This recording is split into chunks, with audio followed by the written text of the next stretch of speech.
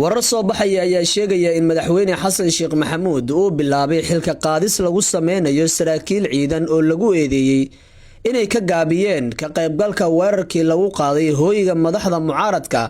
oo ay ku jireen ra'iisul wasaarihii hore ee dalka Xasan Cali Kheyre iyo madaxweynihii hore ee Soomaaliya Sheekh Shariif Sheekh Axmed. Talaabadii ugu dambeysay ayaa noqotay xilka qaadista taliyihii guutada 23aad ee Boolice Militaro ninka lagu magacaabo Aadan Jaalle kaas oo lagu bedelay Cabdullaahi Cusmaan Jimcaale. ila xog ogaal ah ayaa tilmaamaya in taliyaha xilka laga qaaday uu ka biyo diiday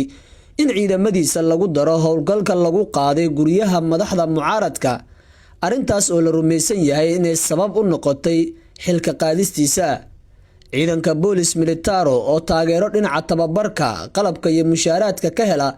dowladda Imaaraadka Carabta ayaana ka mid noqon ciidamadii fuliyay weerarkaasi, waxaana sidoo kale la sheegay inaysan qayb ka ahayn ciidamada hadda ku sugan hareeraha guryaha ay degan yihiin hogaamiyaasha mucaaradka ee ku dhow garoonka diyaaradaha ee Aadan Cadde.